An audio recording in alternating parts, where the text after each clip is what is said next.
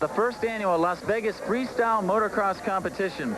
I'm your host, Davey Coombs, and joining me here is 7-time AMA National Motocross and Supercross champion, Rick Johnson. Rick and I are going to be bringing you an event that a lot of people are saying might be the next big thing in extreme sports and dirt bike riding in general. Davey, what we have is an unbelievable program. What started out as a few guys out in the woods challenging each other to do further and further jumps, trying to find ways to go faster on a supercross track, has now turned into a sport. Back in the 80s, at halftime, some of the supercross promoters wanted to try a jump contest. Now look, what do we have? A full-on jump contest here in Vegas.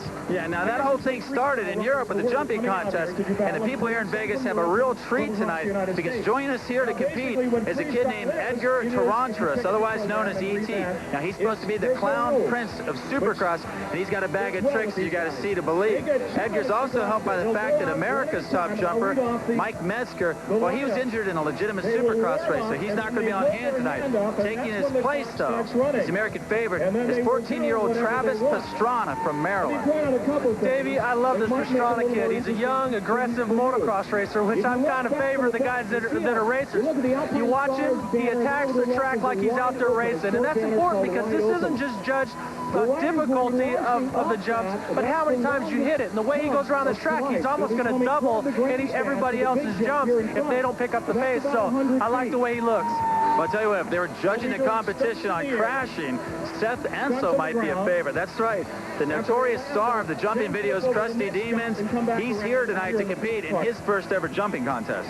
Seth is like a cold hero with extreme sports. You know, they had a thing going around, Seth is dead. He's not dead. He's here tonight. He's famous for probably the biggest crash ever caught on video. The big Krusty Demons one jump. So we're going to have us one heck of a show here tonight. We're in Las Vegas. We got an unbelievable crowd. It's going to be a good show. Now, since we're in Las Vegas, it's only appropriate that the third man on our team, Jerry Bernardo, joins us in true Vegas style.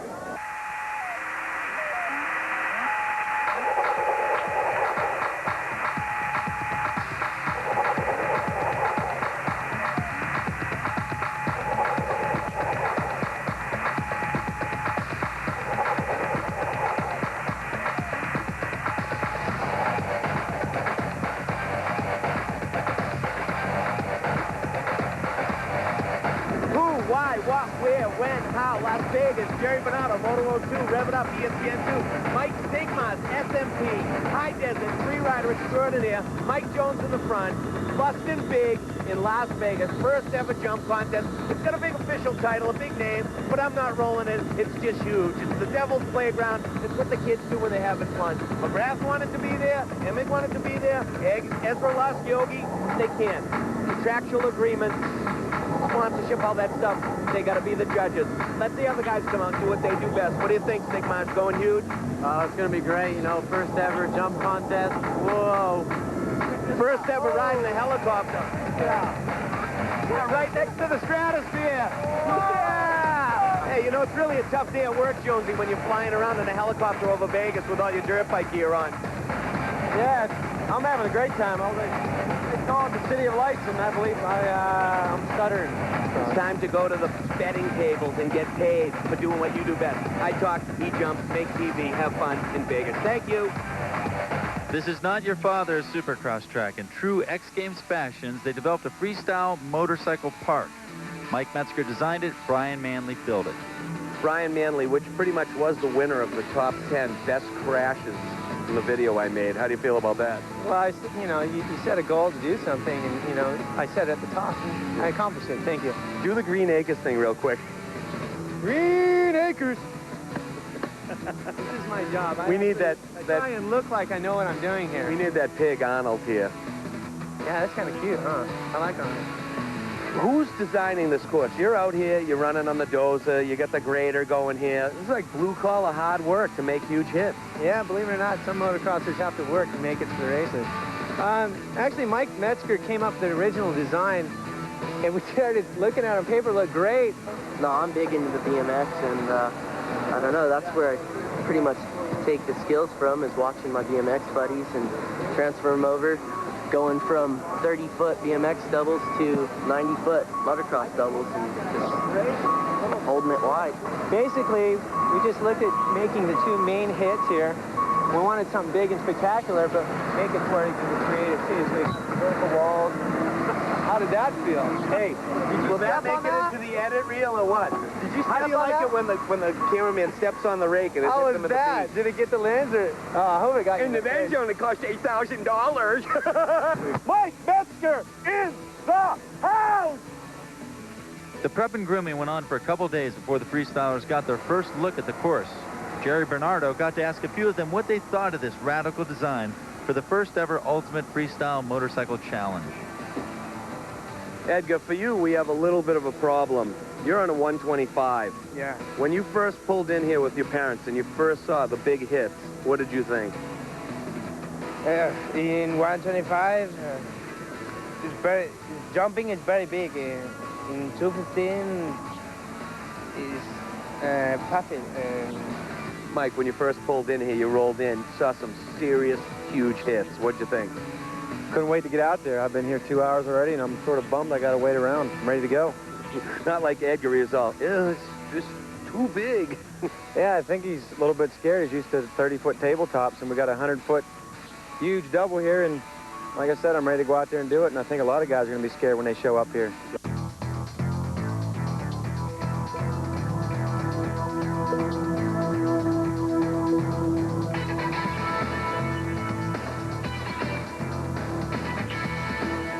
Well, some of the riders seem a little intimidated. Others can't wait to get it on. When we come back, we'll talk about the qualifying and check out some fat air. Stay with us.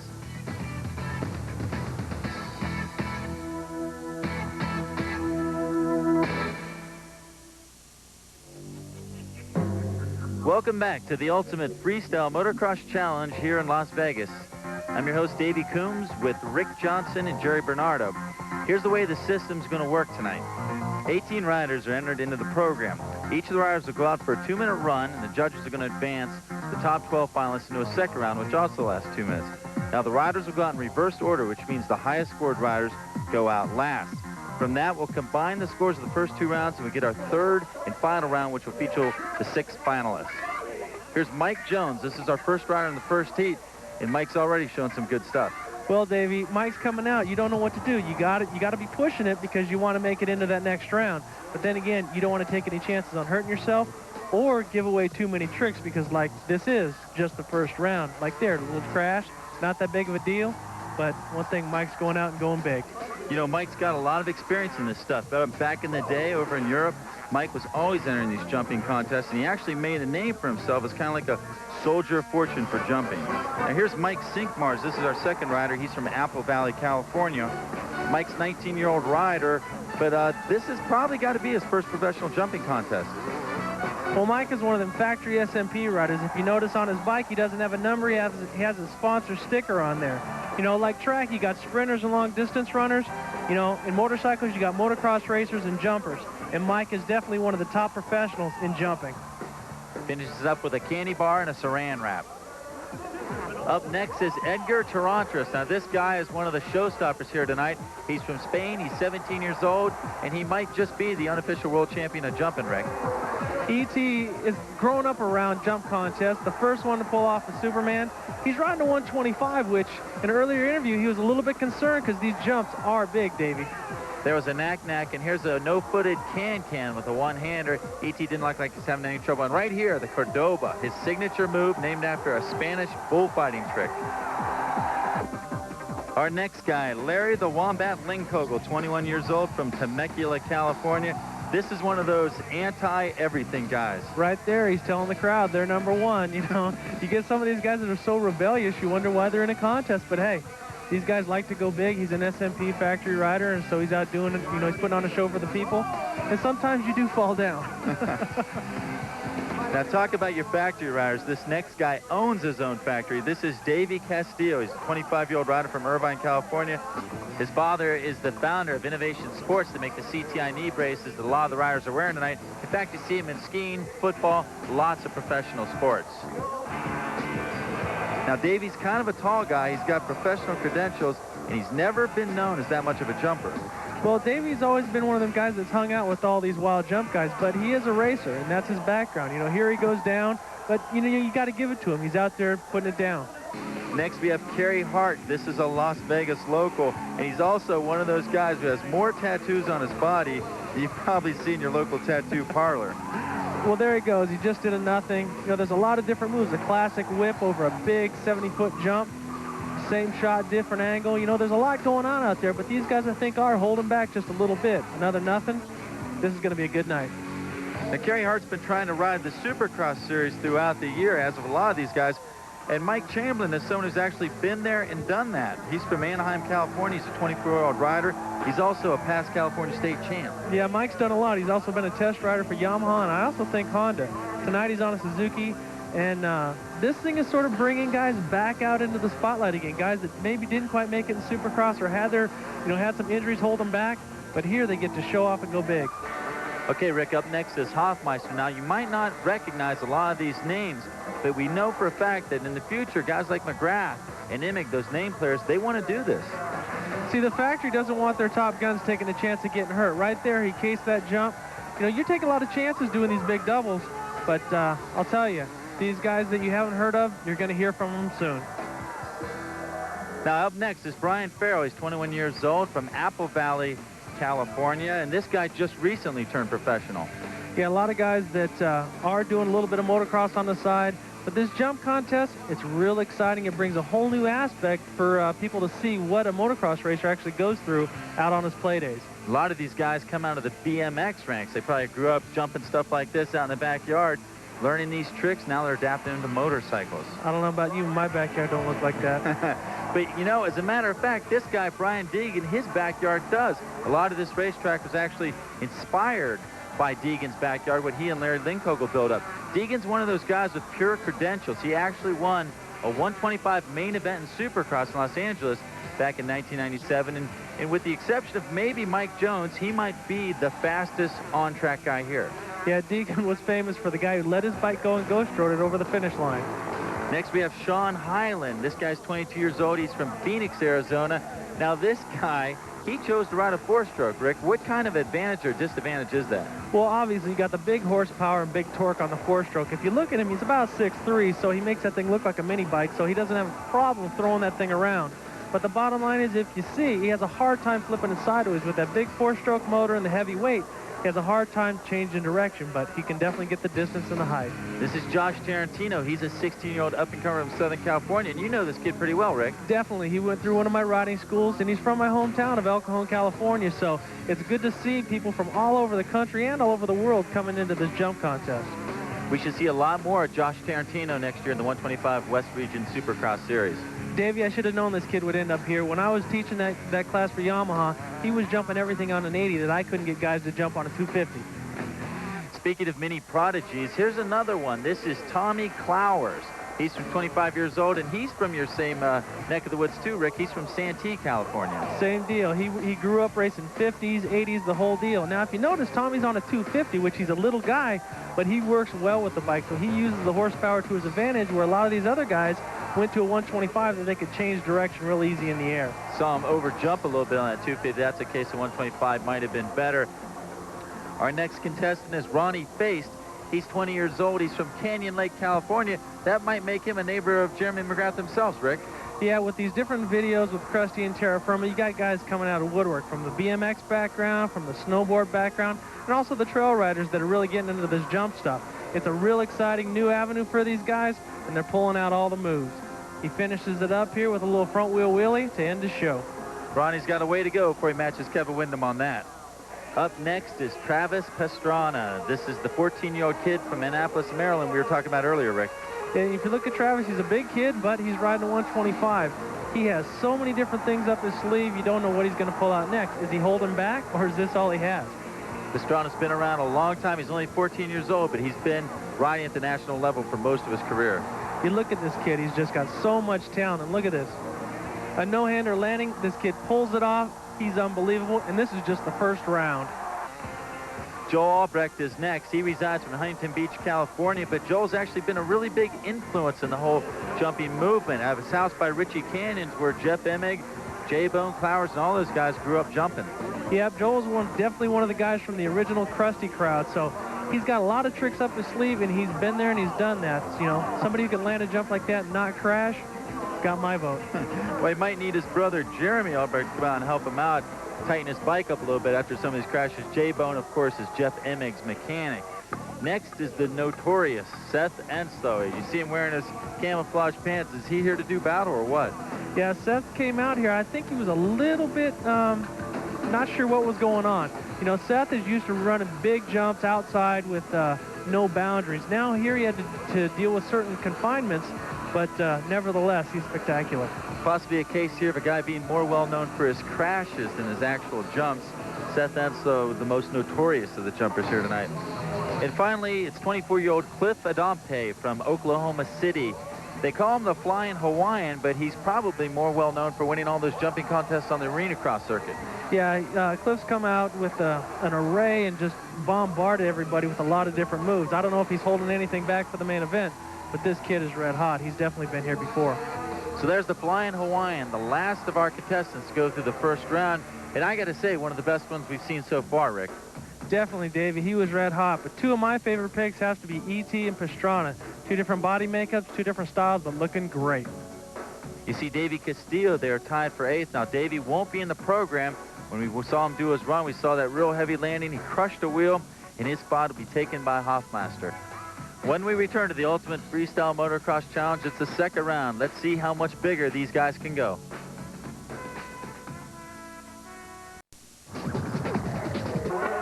Welcome back to the Ultimate Freestyle Motocross Challenge here in Las Vegas. I'm Davey Coombs with Rick Johnson and Jerry Bernardo. Starting out the second round of qualifying, here is Larry Linkogel. Again, it's the Wombat, Rick, one of the most notorious guys out here. He's out there going big. You know, now they're in a funny position because they got to pull out the stops to make it into the final. There's only 6 that are going to make it, but then again, the final is the ultimate goal. Now, you got 2 minutes, Rick, and on a track like this with all these different hits and everything, do you think you could actually run out of tricks, or do you think these guys have just a bag full of things they could do? Well, I think there's only so many things they can do out there, and if you notice some of the guys that come up, they don't really do anything spectacular in the air. It's just because they didn't hit anything quite right, so they were uncomfortable at trying to do anything too spectacular, so you just got to clear the obstacle because that's the safe move to go. Pretty good second run there for Larry Linkogel. Now, coming up next is Mad Mike Jones. He used to be called the Arena Cross God. Mike's coming out attacking this like it's a race, Davey. Mike's done so many different contests between racing nationals, racing arena cross, and also, you know, he's gone out and been one of the most flamboyant in the arena cross jump contest. Just doing a stork right there. He's even lit his bike on fire, came out in shorts. He's done so many different things to appeal to the crowd, but this is just more of a what you can do in acrobatics on a motorcycle. There's what the view looks like from Mike's front fender. You know, I saw Mike one time at a jumping contest in Spain actually ride down the front straightaway, pull a wheelie, and then he grabbed the front brake over the handlebars, did a cartwheel, laying on his back. The crowd loved it. He's a consummate showman. That's right, Davey, and he's one fierce competitor. I've raced against him in supercrosses and nationals. He definitely knows what he's doing out there. Next up is the kid they call E.T. That's right. It's Edgar Tarantaras, all the way over here in Las Vegas from Spain. See him warming up a little bit. Didn't pull the full can there, but I imagine we're going to see some crazy stuff here any minute now. Yeah, this kid's always got a new move. He's surprised me in practice. I watched about 5 different things that I've never seen anybody do before. Right there, a landed can. That's something that's new. I've never seen it before. Again, that's one of those BMX-influenced moves he's doing. Now, here's where Edgar gets himself into a little bit of trouble. Unlike Pastrana, he has to go all the way out in the back to get a big run to do these double jumps. Now, Pastrana was doing it right out of a corner, but E.T., whoa! Oh, right there might be why he did it. You have to get that kind of speed up to pull a trick like the Cordoba. Yeah, definitely. Maybe he's just getting it right in his brain. He knows the RPM, the speed. He's getting everything ready for his jump. Next up, the Flying Hawaiian. Now, here's Adampe. Now, this is a guy who's used to real tight courses from those arena crosses. The end of the Mike Kidd PJ1 arena crossers, they have themselves some jumping contests, and this guy's usually the featured attraction. Yeah, right now, the jump contest is a hot thing in the arena cross because it gives it another aspect. He's also very creative. He tries a lot of different things, and he also gets it done in a short amount of time. That's the view from what it looks like up there, but still sitting here watching it is nothing like what he's going through sitting on a bike. You see him getting a big run again. It looks like the transition there might not be what some of these riders want, whether on a 250 or a 125. Well, I think some of these guys are running out of tricks, and, you know, if they are going to save anything, like that big move right there, maybe they should be saving it for the main event. We saw him do a sort of a Cordova, but he did it off a different hit than what E.T. did. Now up next is Brian Deegan, part 2 of Team Moto XXX.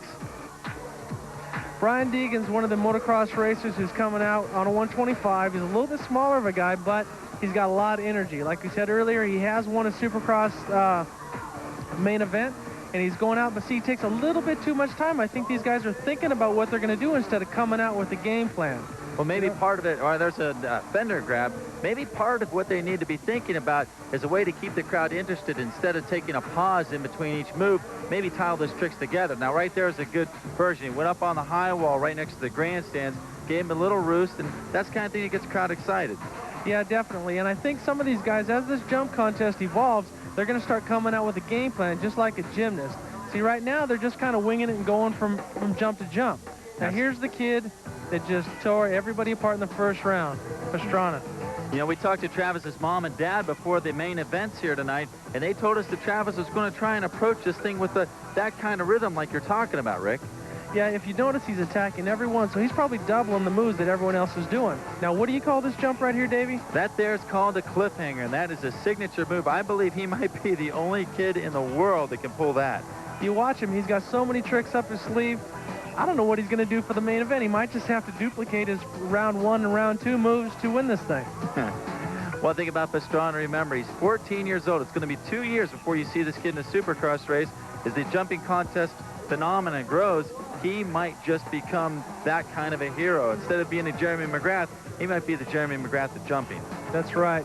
He's got a ton of moves up his sleeve. It's going to be interesting to see how it all ends up. Now, going into the finals, we have the 6 best jumpers here in Las Vegas, and they are Pastrana, Deegan, E.T., the Flying Hawaiian, Mike Jones, and Larry the Wombat Lindkogel. As we head into the finals here in the Las Vegas Ultimate Freestyle Motocross Challenge, we see Jeff Emig, Jeremy McGrath, Buddy Antunez, and Danny Way. Those are 4 of our 5 judges here. Now, the riders will be judged on rider continuity, degree of difficulty, style, originality, and amplitude. They get 1 to 10 points depending on how good the judges think they are. And the first guy that's up for scrutiny is Larry Lindkogel. Lindkogel out there giving his #1 signal once again.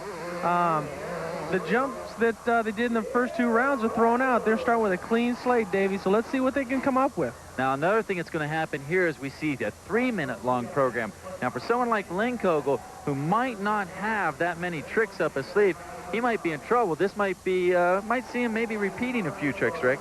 Well, it's a little redundant, and the crowd has seen a lot of this stuff, so now it's important for a guy to pull something out that he hasn't done yet. So Lindkogel hasn't been impressive at this point, but it's just beginning his 3 minutes. I like that little step up there where they go over the steps. It gives a transition into that double, but Lindkogel didn't do it very cleanly that time. Now he's just kind of searching around, finding for a different angle, something, a little different trick, a little different jump, but it's going to be interesting to see what happens. Wow, now there was almost a full 180. That's about as close as you can get on one of those. Definitely. He's riding this thing like he is, like a BMX rider would ride a freestyle ramp, so he's going for it again, the 180. Well, he took it just a little bit too far that time. There he goes. #1. You guys are #1. So Lindkogel goes down. Now, I don't know how much that's going to hurt him. He seems to be taking his time getting up here, and once again, the salute. And you know what, Rick? I think he's riding without a clutch lever now. Yeah, that's going to help him because, I mean, that's going to hurt him quite a bit because you need to use that clutch to get that last little burst of speed going off the jumps, because with these tight little deals, you know, all right there, he's showing his frustration that he doesn't know what he's going to do. Now he's pointing to the lever, so he's just got to be creative, man. This is a jump contest, and you're judged on your style, so time to get stylish. Well, without a factory big rig or a support truck to help you out, looks like Lindkogel suffered the same fate as Davey Castillo. Once that bike's broke, you really don't have time for a pit stop, and who's going to give you a part anyway? Well, definitely, but he's still giving it a go. You know, right there is a pretty good cross-up, probably a lot bigger than you or I could do, but it's kind of, it's bad, you know. Wait, Rick, I've seen you do all kinds of big cross-ups. I guarantee you can cross up bigger than Larry Lindkogel. Well, right there, that's about my speed nowadays. You know, it's bad because you only got 3 minutes to showcase. You're out there all by yourself, unlike a Supercross where you can blend into the crowd. Out here, you got the spotlight the whole time. Well, it looks like it's going to be up to Metal Militia Moto XXX teammate Brian Deegan to get the win tonight with Lindkogel going out. So the score is in, a 34.5 for Larry Lindkogel and his broken clutch lever. When we come back, Mad Mike Jones makes his run at the main event. Here in the Las Vegas Ultimate Freestyle Motocross Championships, it's Mike Jones. Mike is a factory SMP rider, and as you look here, going big over the big double with that helmet cam, unbelievable shot. This is not Mike's first dance. He's been to a bunch of different jump contests all over the world, so get ready for some big things from this guy. You know, another thing about Mike, he was the 1989 125 East Region Supercross runner-up, as well as a 4-time German Supercross champion. He's been, like you said, Rick, around the block, but this is the first time he's been in a true jumping contest here in the United States. Kind of a geeky cross-up, a little different look, land sitting down, big skids, racing around. He's trying to put on a show. He's not just trying to be the typical guy, go out and jump from obstacle to obstacle, spray the fans with the little rocks. He's putting a lot into this. You know, another thing different about Mike, a lot of these guys are from the West Coast, and they grew up like in that whole snowboard BMX community. Mike is actually from Pennsylvania. Wow, did he come down hard there? Unlike our last guy who was going to buy some soap and toilet paper, looks like Mike's going to be buying our $60,000 camera that just flew off his head. I wonder what that must do to your wrist. And Rick, I know you've broken your wrist before. That has got to hurt. Well, it doesn't just get your wrist. It gets your back, your ankles. It gets everything. Right now, trying to find a new angle, you know, go mess with the crowd, play with them a little bit. But the bad thing about it is that the crowd and the judges up above don't get to see that much. So here he's trying to get the crowd behind him, get a little interaction back and forth with him, and let's see what he pulls off. Yeah, it looks like Mike's got a lot of tricks there, and he's trying to do as much as he can. But again, this might be a situation where maybe if he had sat down and planned a little more out, I mean, how do you plan something like that out? But maybe if he had more of a routine going, he might be a little more effective.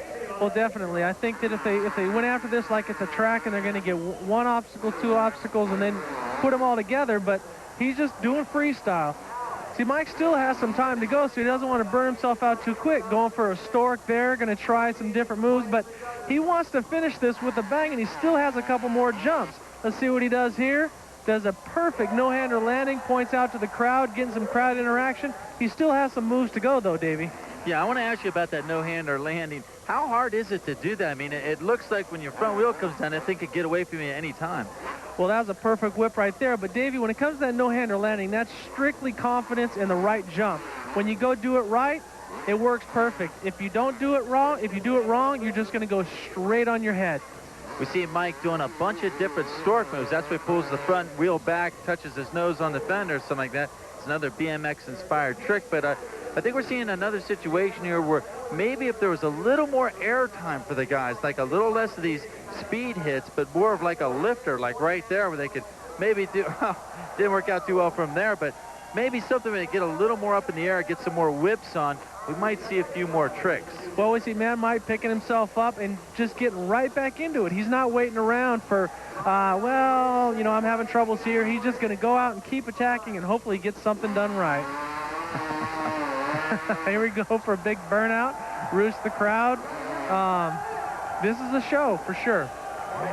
And it looks like Mike Jones is just about to the end of it. It looks a little more like John Force there than motocross. So that might be more effective on the pavement with a bunch of smoke and everything. But anyway, let's go down to Jerry Bernardo and see what Mike has to say. The crazy kid wanting to have some fun. What happened to the helmet cam? Well, I cased that jump and my face hit the crossbar and helmet cam said, bye-bye. They don't call you Mad Mike for nothing. A little thing into the fence there, a little ruse. Changing it up, mixing it up. Yeah, I actually just got pumped up finally for the final.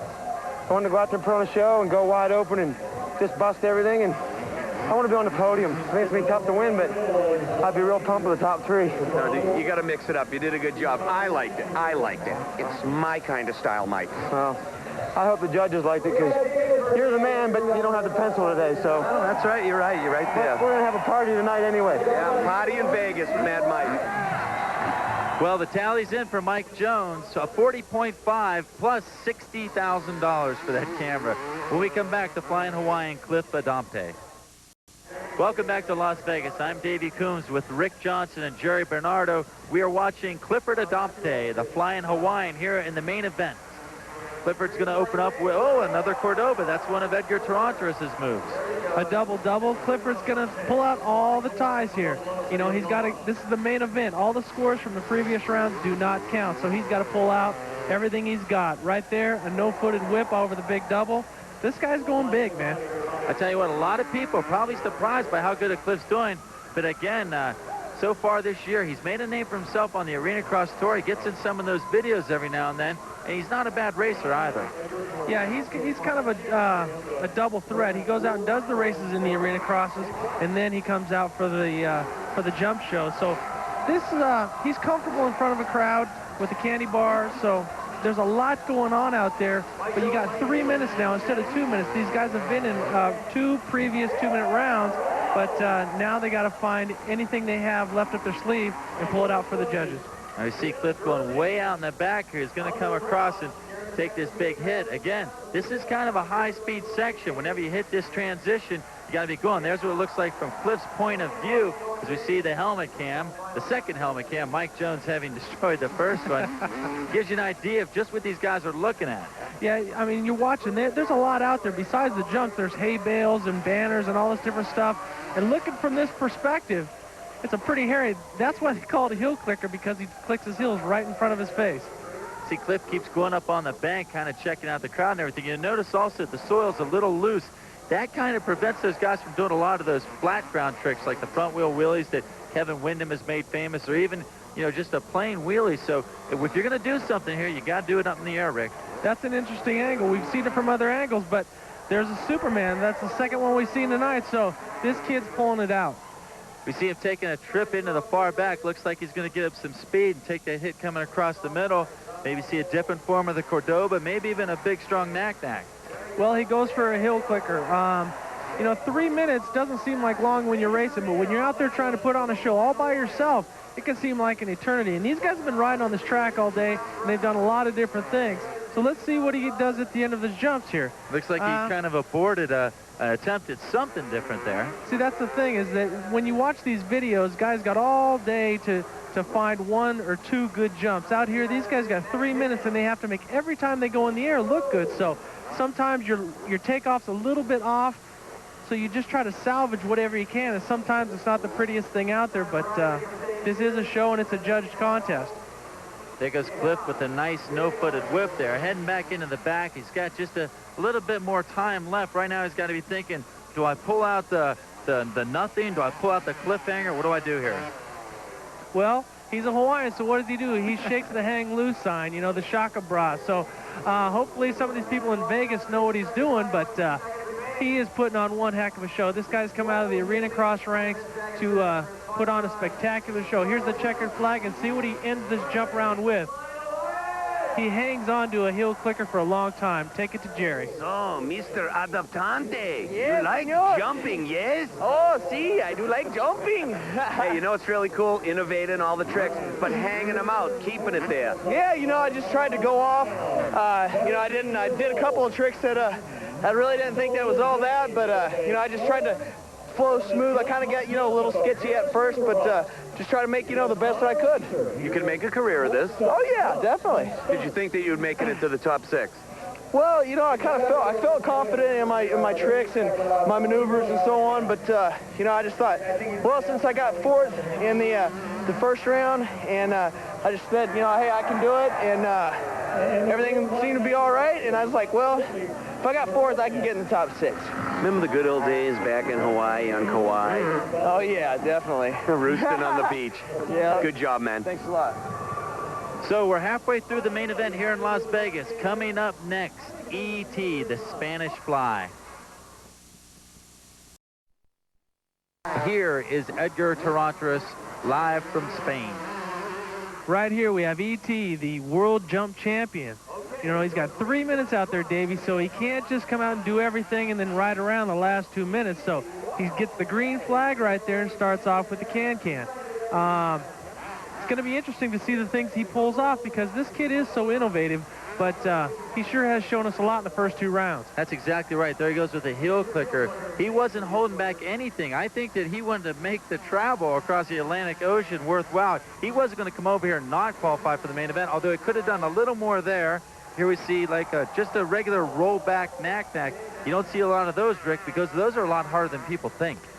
Jeremy McGrath, the king of Supercross, is who originated that move. He's not here tonight riding, but he is up in the stands judging with Jeff Emig and some other guys as well. But E.T.'s very creative. He's taking his time, and I think in picking his moves. Yeah, now we see him get a big long run here again, coming back toward the middle again on 125. A little bit of a disadvantage, but at this point, there's a Superman. At this point, that might not be that bad of an idea to take that extra time. Yeah, they're used to a 2-minute interval time out there, so he's taking a little extra time, maybe getting the crowd to focus on him, doing some classic cross-ups. This kid's got talent coming out of his ears, but having the right thing at the right time is going to be the key to win this jump contest. Again, back across the stair steps, comes around with another nothing. Almost misses handlebars. I can't imagine how bad of a crash that would be if you came down to grab your handlebars and foot pegs and they weren't underneath you. Classic heel clicker. Taking another trip out to the backside of the Las Vegas Speedway here. If you watch him, he takes a little pause, gets the crowd to watch him, then takes a big run, gets the RPMs revving on that 125, and let's see what he does. Okay, there's E.T. Whoa, another deep Cordoba. Man, does he get back on that. He gets his shins up on the crossbar pad, leans back far. I don't know how you could practice that thing other than jumping into a pond of water. Well, this kid's been doing it since he probably was in diapers, and you watch him, he's a consummate showman. He's out there revving the bike up, getting the crowd going. You can hear him in the background. They're going nuts for this guy. You know, I mean, he's been racing and doing these things from Barcelona to California, here to Las Vegas in the show capital of the world, right next to the big NASCAR track. We had a show here last week with all the NASCAR stars. Now we got freestyle jumping. Just a little bit more time left in E.T.'s program here. Looked like he was going to throw a knack-knack out the crowd and decided to turn it back. Again, a big long run comes out here, hooks up in that tight berm. He built that berm himself because he's the only one who had to go that far out. Even but Travis Pastrana and Deegan also out in the 125s, they stayed a little tighter. And what does he do? Big Superman. He can extend that thing. I don't know what keeps him on the bike. It's just, it's phenomenal to watch. You know, back in the day, we were doing one-handers and, you know, doing one-footers and stuff like that. And it's evolved to be its own sport. And this is, for me, as a rider, watching this and seeing how this has evolved into such a great show, it's really exciting. You know what else is funny, Rick? We see a guy do a standard cross-up now, and we say he's goon riding. That's right. Well, he got the checkered flag, and let's see what he ends this with. A classic Cordoba. Tell you what, E.T. really knows how to play up the crowd with those moves like that. And look at this. Another thing we saw him do in Europe, dancing for the crowd, getting a little bit extra points. Let's go down to Jerry. America is very good. You like it? Yeah. ¿Qué pasa? Estoy nervioso. You're nervous? Yeah. Tranquilo, tranquilo. Tranquilo. Hey, you did good. Big jumps. Yeah? Style. Wow, what a show by Edgar Taranturas. Every bit worth the frequent flyer miles he had to spend to get over here. But the judges gave him a 42.5. That's going to tie him with the Flying Hawaiian Clifford Adopte for the lead. We've got 2 more jumpers to go here in the main event. When we come back, Brian Deegan, the bad boy of Supercross. ESPN2. Welcome back to Las Vegas. We are down to our final 2 competitors. This is who I just called the bad boy of Supercross, but Rick, I kind of owe you an apology. I meant bad behavior, not bad to the bone like we used to call you back in the day. You had 7 titles before you got the bad boy moniker. Well, no matter how you slice it, Brian Deegan is definitely one talented kid. He's got a lot of attitude, and he's got a lot of talent. Well, he just pulls off a knack-knack there. This kid's on fire. He's obviously he came into this after the first 2 rounds as the second highest scorer, but those first 2 rounds are thrown out. He's got to pull all the stops out and impress these judges, Davey. Yeah, I tell you what, you know, it's the one thing I'm waiting to see, because we'll never see it again in a Supercross because they'll probably ban him for life, and that's the time he threw his bike completely away at Los Angeles. If he's going to do that trick here, he's going to have to save it to the end, because that would be a real bike buster. And, you know, here comes Deegan back across the middle. Again, he's on a 125, got to tie things together a little longer there than the 250 riders, and, you know, 3 minutes to go. He's gonna try and create some different stuff. And one thing he might be forgetting here, Rick, is that all the things that he did in those first 2 runs are forgotten. The slate's clean. We're starting over with a 0 score, so he should be able to do some of those old tricks again. Right, he should pull some of the old faithfuls out of the hat, but you know, you got 3 minutes, as we watched before. E.T. sort of took his time, but here he does sort of a stretched out baby knack-knack there. He might be taking a little too much time in between obstacles, Davey. Yeah, I think so too. An event like this, what you want to do is you want to spend your time either in the air or on the gas right in front of the grandstand, not stretching things out so much. I got to tell you, Rick, it almost looks like Deegan's getting a little frustrated out there. Well, when you're out there all by yourself, he can hear the music, he can hear the announcers, he can also hear the crowd, which they're not making any noise for him. So he might be getting a little frustrated, trying a different angle, but he's not going big like the other contestants. I know Deegan's notorious for being sort of on the other side of the fence from everyone. I think that chip on his shoulder kind of comes with the territory of being, you know, again, that bad boy kind of person. There's a little fender grab. But sometimes it works against you. Sometimes when you do jumping contests like this, you need to work off the energy of the crowd. And right now it doesn't look like Brian's getting as much as he should. Basically, who you want to be out there is a combination MC Hammer, Michael Jackson, and give the people everything that they want to see. You know, there's a nothing. Hey, he's doing some impressive things and some very technical jumps, but, you know, the crowd's not into it as much as they were with E.T. and also the Flying Hawaiian. Well, that's been the luck of the draw for Deegan here tonight, having to follow E.T. and Cliff Adamte. It's got to hurt the crowd's enthusiasm. They're maybe taking a little break here because, after all, you got Pastrana coming up next. Well, Davey, this is the final 6. No matter who you go before or after, they're going to be tough competition. And Deegan just has to pull out all the stops. Like I said, you got to be a showman right now. It doesn't matter if the crowd's quiet or not. You got to go give them everything that you got. And maybe this little rebel inside of him is holding him back. But bottom line, if you don't put on a good show, you're not going to win. So Deegan takes a checkered flag with a 2-handed rear fender grab. His final score is going to be a 40.5, and that's not going to be enough to move him into the lead, where we still have a tie right now between the Flying Hawaiian and E.T., 42.5 each. Mike Jones is tied with Deegan for 3rd with a 40.5. Link Kogel a distant 5th with a 34.5. When we come back, the final contestant of the night from here in Las Vegas. Transportation for the Ultimate Freestyle Motorcycle Challenge has been provided by Reno Air. Accommodations provided by Sahara. Welcome back to Las Vegas. Here's Travis Pastrana starting the final run of the night. He begins with a big hill clicker and right into another hill clicker. Well, Davey, this kid's on fire. If you watch him, he attacks it just like a motocross track. And that being my background, you know, he's one of my favorites. You watch him, he puts in a lot of moves. Look, he's on the brakes, hard on the gas, rifles from turn to turn. No matter what he's doing it with a lot of energy. And I think the crowd and the judges are going to like that. There's with a salute to the crowd as he does that slow little double. Now he heads out to the back. This is where E.T. had to go deep into the back, but he can do it right out of the corner, and he comes back with a no-footed can-can. Unbelievable. This kid's got so much talent, and he's only 14 years old. Hard to believe. He's a tall kid, so he doesn't look that young, but he's got multiple national championships and a style to back it up. Here he goes for a no-legged fender grab or a seat grab. Then he goes into a knack-knack. This kid's unreal. Yeah, it's the first time we've seen Travis do a knack-knack all night. That's got to be a little more difficult because the taller you are, the more leg you got to pull over that fender. And there he goes with that nothing. That's a move that he started back on a mini bike a couple years ago. I remember seeing that for the first time in an advertisement when he opened up a magazine. I was just blown away by that. Yeah, to me, that wasn't even conceivable when I was riding. There were some people that tried it. Look at that, one-footed front wheel wheelie. This kid, he's pulling out the stops. I mean, he knows that this is a show, and he's definitely putting on a great show. They coming back across the infield. Wow, looks like he got a little farther. Maybe bounced himself off the crossbar pad. Another nice angle from our helmet cam. And right there is another case of him attacking it like a race. Yeah, he goes out there, throws a heel clicker into it, and then he does big slides and everything. And so the RPMs are up high on the motorcycle. People are getting charged up. And you know the judges got to like it as well.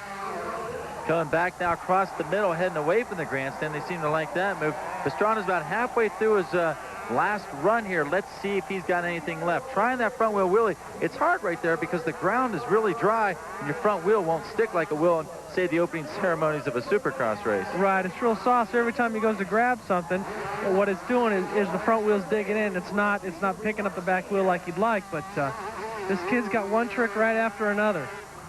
Wow, and right there's that cliffhanger. He's got to be the only person in the world doing that right now. I know E.T. saw that earlier in the day. His jaw just dropped. I'm not sure what he said because he only speaks Spanish, but he seemed mightily impressed by his 14-year-old counterpart. Yeah, this kid's on fire right now. He's always looking. He's looking to do something else every time he comes around. Here he did this jump, a heel clicker, a new angle. That's why the crowd's going nuts, because he's pulling this thing out. He saves some things till the end, got the RPMs revving. He's racing around, and he's having a good time. And, Davey, this kid just goes on and on and on. Here, what's he going to do? It's another no-hander. Looked like he was going to try for the no-handed landing, but then he decided not to. So as he rides back, it looks like the checkered flag. There it is. The checkered flag comes out. But maybe get one more trick, or he is at the opposite end of the stadium. Yeah, but it looked like he wasn't satisfied with that last one, so he might try it again. He corrects the bars. And, oh, he goes down hard. But that is a young, aggressive young man right there. That's youth. That's 14 years old. He's going to do it for the crowd. That wasn't for points, people. So this is what you want to see in a jump contest. And look at this. Travis running right after the crowd, taking a chapter out of E.T.'s book, letting everyone know that he gave it all he had tonight. So will the judges give Travis a score? Well, first, let's throw it down to Jerry Bernardo and see what this kid has to say. You all right? A little bruised up. Tell me the truth. Man, I'm pumped. Tell me the truth. You all right? A little sore. I'm doing good. Got to go out with a bang, man. Man, had to go big. I don't know. We'll see if it works. Where'd you get hit? Kind of just in lip, you know. It feels good. It goes along with the game. Young kid bouncing back. I had fun. Hope the crowd enjoyed it. All right. Good job, Travis Pastrana.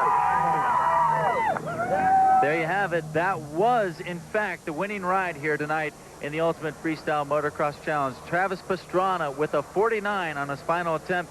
He beats out the 42.5 of E.T. in the fly-in Hawaiian Clifford Adamte. Then comes Mike Jones and Brian Deegan with 40.5 each. In sixth and final is Larry Linkhoga with a 34.5. Well, the buzz is good for the first ever Ultimate Freestyle Motocross Challenge.